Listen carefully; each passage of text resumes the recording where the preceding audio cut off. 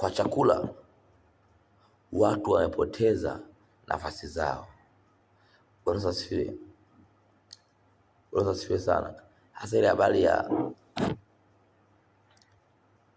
habari ni Mwanzo 25. Mwanzo 25. Ile habari ya Yakobo na Esau ni Mwanzo 25. Twende haraka mtumishi wa Mungu.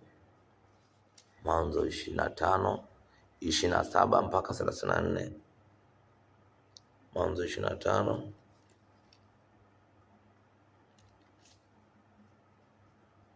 27 mpaka 34.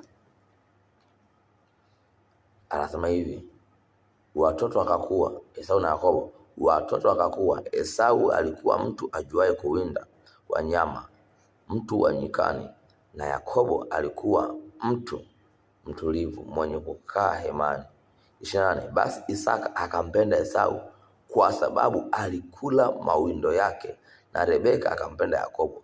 Basi Isaka alimpenda Esau kwa kuwa alikula chakula chake mawindo. Yani imagine, baba ana familia ya watoto wawili, baba ni tajiri, baba ana mke, ila baba anampenda mtoto kwa kuwa mtoto anamwangalia chakula. Mama yupo, watu wa kazi wapo, ila baba anampenda mtoto kwa kuwa chakula. Ndugu mpendwa, kuna upendo hutoupata bila kuthamini watu kwa chakula. Kuna baraka zako zitaibiwa kwa kula ovyo bila maongozo ya Roho Mtakatifu. Chakula hiki cha kila siku, hiki sehemu ni ile unakula, ila watu uongozwa na Roho. Maandiko yanasema, bali wale watu waongozwao na Roho wa Mungu, hao ndio wana wa Mungu. Basi tuendelea.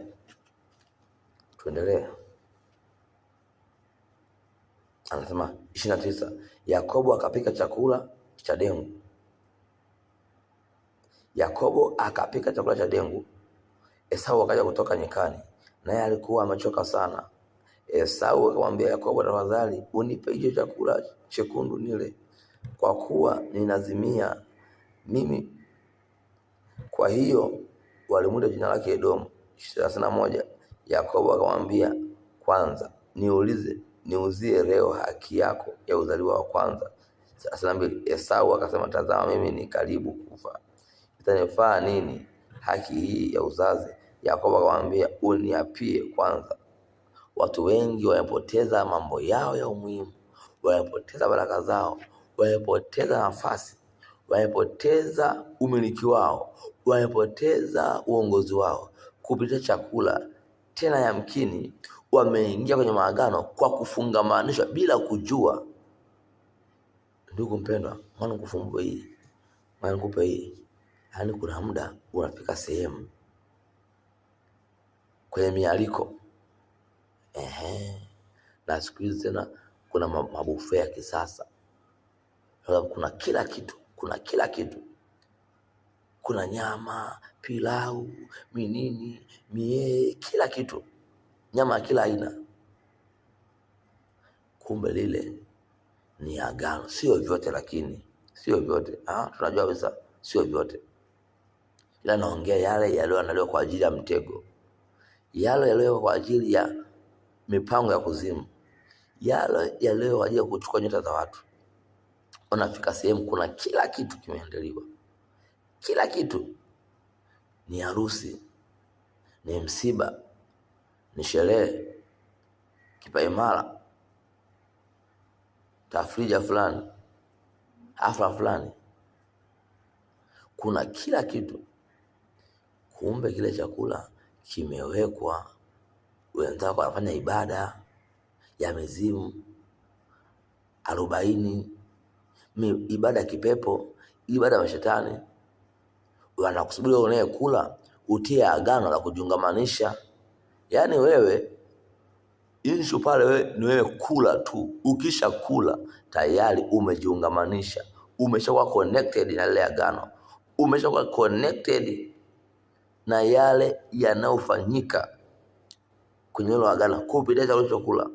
Yaani hawakuchukua saini hapa tukuunganishe kwenye hili agano, labda ni agano la mauti, labda ni agano la mafarakano, labda ni agano la zinaa, labda ni agano la uasherati, labda ni agano la uchawi.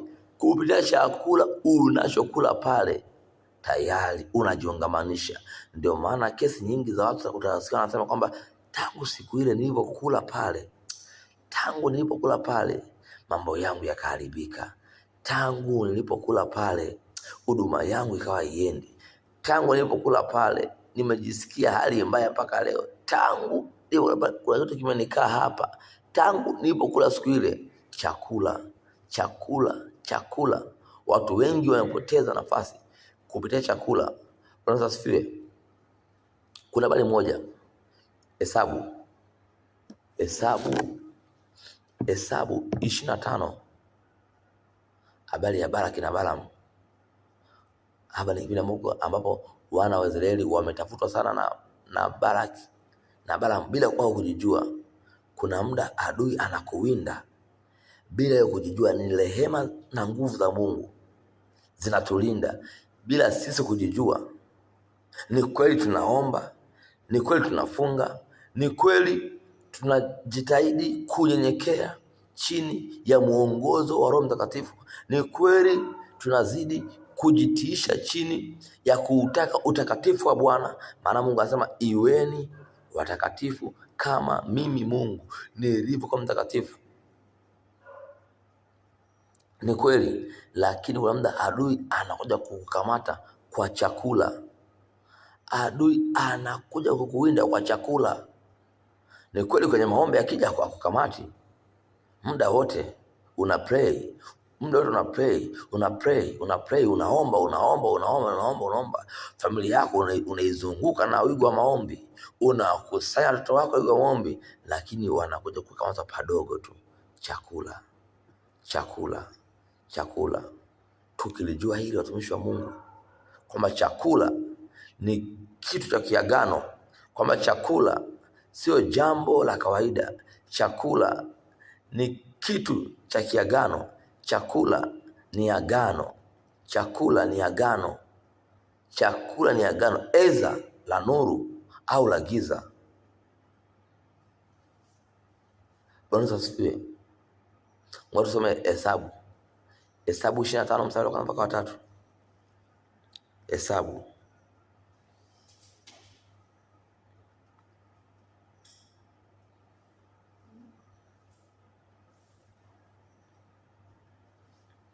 25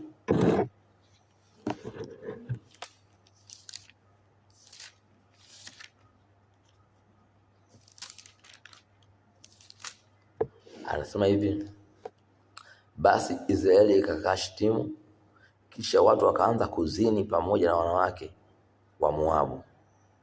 Namba 2, kwa kuwa walialikwa hao watu waende sadakani, sadaka waliochinjia miungu yao, watu wakara chakula wakaisujudia miungu.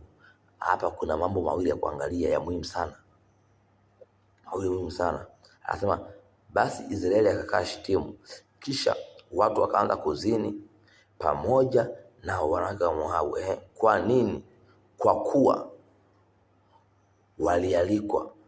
Hii kwa kuwa ni unasema kwa sababu, kwa kuwa walialikwa hao watu waende sadakani. Namba 1, kupitia chakula watu wanaweza wakapanda roho za uzinzi ndani ya chakula.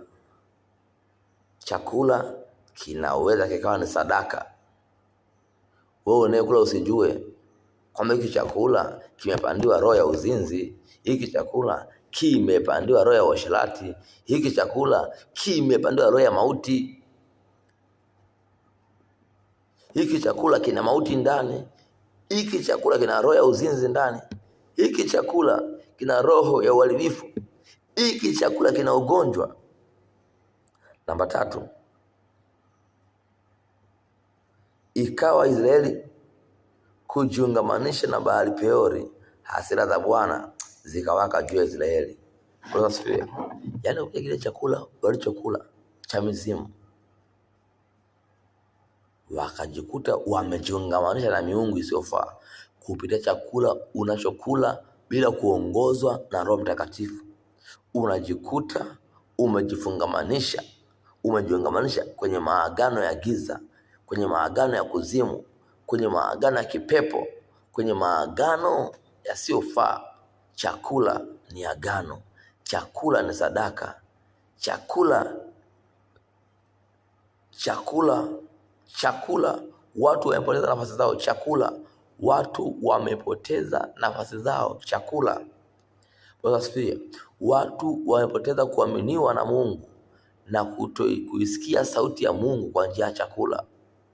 Chakula ni agano, chakula ni fungamano, chakula ni patano. Asifiwe. Wafalme wa kwanza 13:1-22. Hii ni story ndefu. Kuna habari moja nitaenda kwa haraka. Kuna habari moja katika nchi ya Yuda. Mungu alimtuma na hii habari nahisi wengi mnaifahamu. Nielezea kwa haraka, ni ndefu. Anasema mtu wa Mungu mmoja akatumwa na Mungu kwenda kwa Yeroboamu mfalme kutoa unabii na kwa ajili ya kufanya kazi ya Mungu juu ya ile madhabahu ile inafanya uovu. Kufika pale akaambiwa na Mungu hivi, ukifika pale fanya haya nikuagizayo, lakini zingatia haya nikwambiayo. Usile chakula pale wala ukanywa maji pale, na ukirudi huku utokako urudi kwa njia tofauti na hii. Wafalme wa kwanza 13:1-22. Kuna kisa cha huyu mtu, lakini mwisho wa siku alikuja akadanganywa, akashawishika, akajikuta ameingia kwenye anguko la kutokutii na akala chakula. Nini kilitokea? Ilitokea mauti. Watu wengi wamekufa kwa vyakula. Huduma nyingi za watu zimekufa kwa vyakula. Maono mengi ya watu, hatima nyingi zimezuiliwa kufika ambako zinastahili kufika kwa vyakula. Chakula cha kualikwa, chakula cha mialiko, chakula cha kuandaa mwenyewe, Una maana gani kusema hivyo? Kasome Biblia yako. Wana wa manabii wakaenda kuchuma matango ndani ya sufuria, wakaona roho ya mauti, wakaona mauti kwenye sufuria, chakula kimepata roho ya mauti.